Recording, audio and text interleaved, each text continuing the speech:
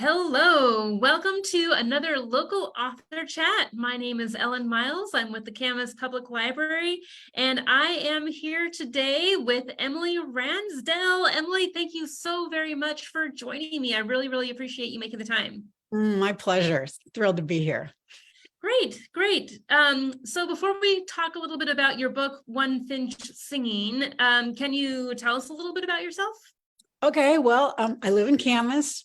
My husband and I came here in 1990 when I accepted a writing job at Hewlett-Packard in marketing. And so, gosh, over 30 years now. I didn't write poetry during those years, but I always had the bug.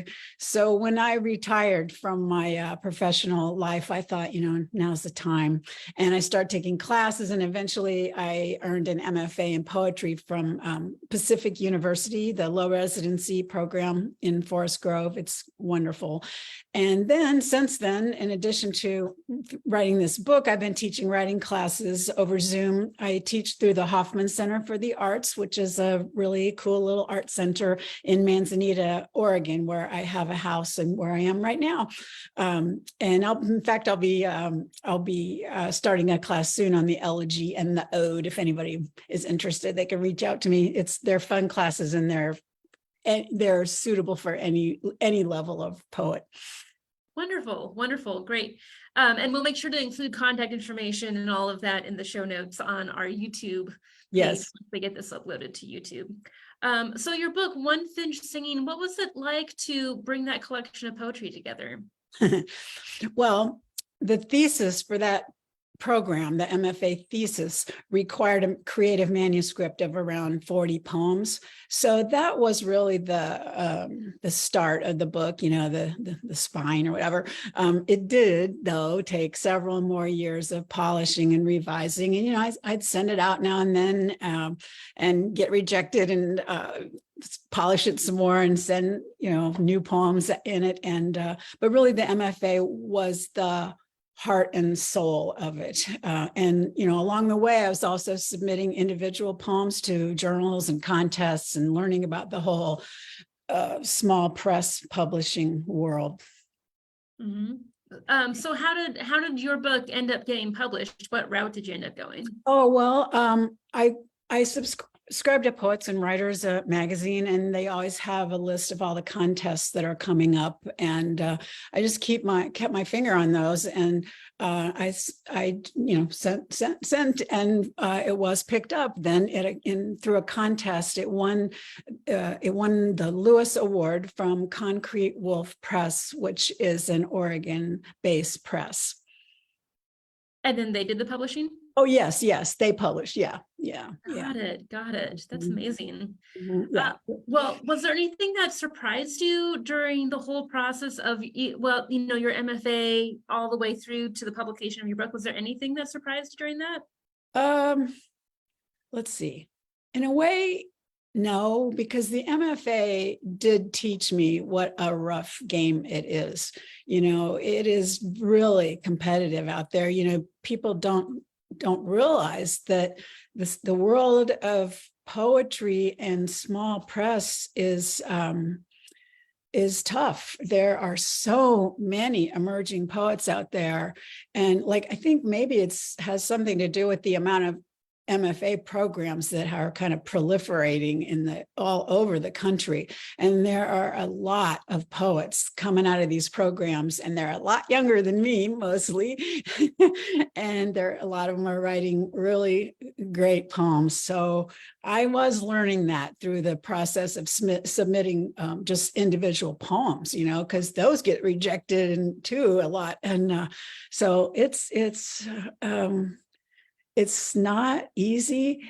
And I also, I guess I learned that, people always say this about rejection and, that you can't give up, that, famous stories about famous writers getting rejected 50 times, and then the 51st time, just when they were going to give up, someone took it, and I did kind of feel that way. I was starting to feel like, gosh, I don't know, maybe this book isn't just any good, and boom, there it happened. So yeah. Amazing. Yeah. So do you have what's a one piece of advice that you could give aspiring poets or aspiring authors? Gosh, it's such a big question. Well, when I was in graduate school, I'm just going to pass on some advice that was given to me. When I was in graduate school, I worked with the poet Ellen Bass, who said to us, if you already know what you want to say, then don't write a poem. It's not a poem. Write an essay instead. And her point was that a poem is not really, the purpose of a poem is not really to express what you want to say, what you think you have to say in the world. It's a way to explore what's inside you that wants to be said. And I don't think I understood that for the longest time. And I know that my beginning students, I see this all the time, that, they want to write a poem about X, the ocean waves, whatever. But pretty soon you run out of things to say about X, and where are you going to go then? So you kind of have to learn to just go where the poem takes you, even if you've only just discovered in that moment that it's there. I don't know. This, lots of people talk. There's a quote by Robert Frost, and he says, "No surprise for the writer, then no surprise for the reader." And so, it's a boring poem. So we always talk about the poem is kind of takes you on a journey that takes both the writer and the reader to someplace unexpected. But the thing is, back to sort of advice, you can't make that happen. There's just no way you can make that happen. You have to give yourself permission to just follow wherever the poem leads you. And I think most of everything we learn in life is the opposite of that. It's like, have a goal, have a path, have 10 steps to success. And this is just like really going, letting yourself go. That sounds a little heady, I guess, but I guess on a more tangible level, I do have tangible advice, and that is read. Imitate poets you like. Study the poems that you like. Think about why you like them. Think about what they're doing. What happened between this stanza and that one that was, whoa, so, such a change or whatever. Learn craft. There is so much to learn in how a poem works and the tools that you can use. And I know some of us learned that stuff in high school and hated it, but there's so much to learn. Another thing is, if you don't have a community, find one. Take classes, go to open mics. We have a open mic at the library here in Camas. And matter of fact, September 6th, the featured reader is going to be a lovely poet named Carrie Taylor, who has been a student of mine, and now she's a great friend. And it's going to be really, really a fun night to see her. And then you can get up there and, in a safe environment with people just like you can try out a poem. And it's a whole different experience to stand up there and read it out loud than it is to sit in your little corner and just scribble away. So yeah, it's the open mic is a really great experience. Great. Yeah. And I'll post a link to our event, which is an ongoing monthly event, in the show notes as well for that. Yeah. So you said read. Do you have a favorite book that you would recommend for people to read? I actually don't have a favorite book, but I will say, for people who think they don't get poetry, I guess this falls in the category of advice. My advice is forget about the New Yorker. Don't read those really intimidating intellectual poems. Seek out some of the more accessible poets, and some names are, and some of them I think are in the library already, like Mary Oliver, Billy Collins, Ted Cooser, I have been really lucky to have studied with several great poets, all of whom I recommend so wholeheartedly because they're I guess accessible is the right word. You can understand what they're saying, and not only can you understand what they're saying, but it's like, oh, I can relate to that. I get that. I've been there. Oh, that's what I think. I felt that way. Oh, I wish, yeah, that's just how I see it. And some of those names would be Alan Bass, who I said earlier. Dorian Laux is another one, Laux. Joe Millar is a favorite of mine, a little lesser known. Here in the Portland area, Andrea Honder is a wonderful poet that I have read. She has 5 or 6 books out. And yeah, some people like that. And when you find someone you like, read them all and eat them up. All right. Well, I do have a couple questions from the audience. Some questions were written in. So Terry from Camas asks, why did you decide to try to publish your poetry? Well, I guess because maybe that is a really interesting question. I kind of feel like, well, gosh, why not? But maybe being in that MFA program, it's kind of like, that's the proof. That's kind of like, that's the proof that I'm really in this game. I want to be published. It's not like for the money or anything, but it's very satisfying. It's very challenging, and you do get rejected a lot. And they say everyone does, even the big famous poets do. But I want to be part of the poetry community, the big community, I guess. How's that for an answer? Yeah, no, that makes sense. That makes perfect sense.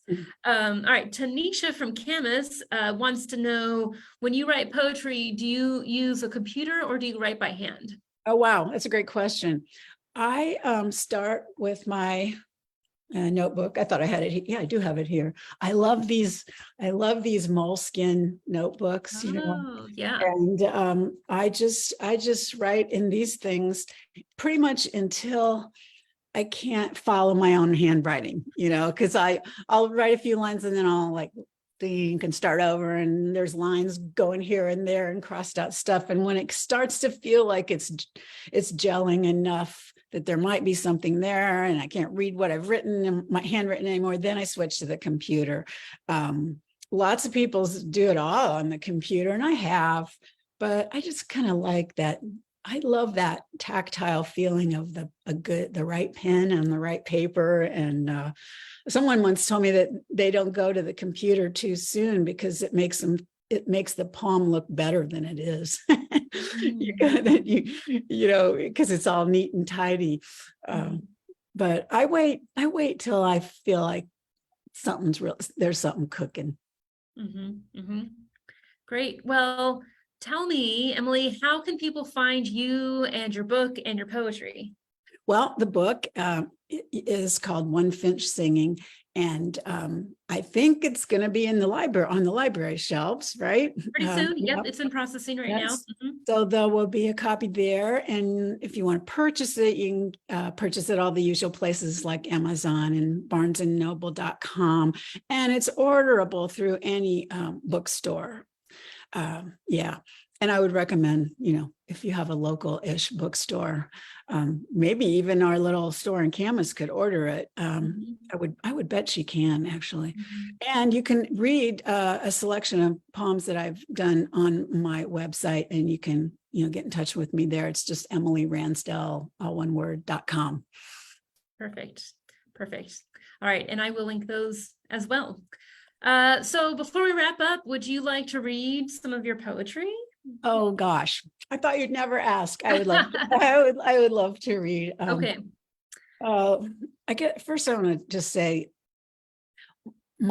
this book spans a lot of territory. It's very autobiographical. It's comes from my childhood to the loss of my parents and the death of a really close friend of mine during COVID, and COVID, the whole isolation of COVID itself, and all we've been going through here in the Northwest with our fires and, all that. So I started worrying that, oh God, this book is so sad. Who's gonna want to read such sad poems? But then I began to realize that there is so much grief in the world that how can it not come into poems? And that poetry is a way that we can bear what seems unbearable. And poetry can say or acknowledge what we don't have any other words for. So, and it can tell us that we're not alone. And in acknowledging those losses, I feel like it can help us connect with each other. So connection makes us hopeful. And but if these things work as poems, I want to say that they work not so much for what you can learn about my life, but hopefully you can learn something about your own life as well, because the particulars are mine, but I think the themes and the experiences are pretty universal. So I'll start with a childhood poem called The Buck. His father taught him to dress it in the field, to wet the blade and core the anus, slip the balls, then slit the hide, run the knife pelvis to breast. I watched him straddle the split thing, struggle it off the tailgate, dodging the rack. He was sheened with sweat, desire as plain as the strain of each heft. For a truck of his own, a job after school, the impossibly soft hands of a girl. 15, he seemed a man, shoulders lit by the street lamps of our cul-de-sac. October's enormous moon looking down on the houses where our parents slept. He said, when you cut the windpipe right, the innards slide out with a single pull. Heart and liver, lungs and stomach, all of it linked like pearls on a string. The buck hung over the tailgate, neck bent back, chestnut eyes gone dull. Some boys love death more than anything. Some girls love to look. It's one about my father. It's called The Visit. When I knelt to face him, he said my name, not the one he and my mother had given me, but the long forgotten one he had called me as a child. Lem, he said, so matter of fact, as if half a century had not passed. No minnows, no fish hooks, no father chasing a porcupine with the towel. His precision like a surgeon's then, the delicate untangling of threads, removing without breaking the prize of 6 spiny quills. I wheeled him back to his room as he asked, though that was not what he meant. Back through the hallway gauntlet of slack and spittle, past docile women in open back shifts left unsnapped for easy hygiene, past the unmistakable smell, to his room with its narrow bed like a child's. It took 2 kind aides with arms like oars to lift him. They were men on a schedule, so many to tuck in by dark. Still, they paused for the briefest moment as he settled. I watched from the doorway as the sheet floated white and quiet.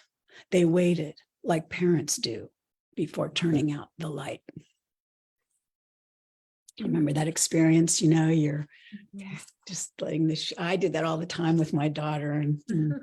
And 16. Another poem about my father. He was in Ohio, leaving Ohio. What did I lose? Along the gravel pits and pastures, the scent of pig iron and sulfur in the wind. asphalt skies above foundries and bean fields, August heat. Goodbye to guilt, to my father's bones encased in lead. Goodbye to his bucket list, found in the drawer with his razor blade and aftershave. Memory hangs heavy over everything here. Half-finished birdhouses, planters unassembled in the shed, the pioneer grist mill and the towpath, the ancient Indian mound rising from the flatlands out by the golf course, no artifacts ever unearthed. Goodbye to its 100 shallow steps I ran each morning as my father drifted in his hospice bed. Goodbye to the gods I prayed to when I got to the top. Talking about fires and all that we are going through and have been going through for a few years now, since probably the first big one was the Columbia Gorge, I think, for us here. I had a friend named Carol who had a farm and was talking about seeing about the changing migration paths of birds. So when Carol reads her poem with its phrase, Earth's late afternoon, I think of birds on their way elsewhere, geese in efficient formation, pelicans the color of mud, gullets and the great engines of their wings unevolved over millions of years. For the first time in anyone's memory, they've abandoned eons old flight plans for the refuge of farm ponds, spring-fed and clear despite drought. Carol reads Earth's late afternoon, and I think of scorched caneberries, the hell summer scent of smoke.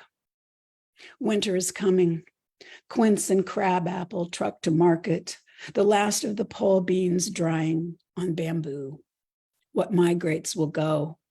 Carol herself is leaving. Her husband is dying and they've sold their farm. She reads, and I think of spiders nesting in the tool shed, gapped floorboards welcoming the wintering mice. Someone else's turn to patch the barn roof now, to move the pump from the creek bed to higher ground. And I think I'll do like about two more, I guess. This is from 2020, the heat dome. First wind, then fire, then smoke for days. The air like a heavy animal, gray and low to the ground. Hot wind has stripped the viburnum and flattened the hydrangea's last blossoms, their massive violet heads. A smell like charred rubbish seeps through the house. If I could sleep, I might dream of birds rising high in the thermals, wings spread wide. What has become of the raven and the backyard jay, the red-tailed hawk who frequents our fence post, always hunting what's helpless? Even the moon has gone missing. It's been a week since I've seen the valley's far side. 33 fires are burning. I don't know where smoke ends and I begin. 3 hairless squirrels lay dead in the driveway, newborns blown from their dray. I cannot bear to shovel them into the trash can, their eyes sealed shut behind blue-veined lids.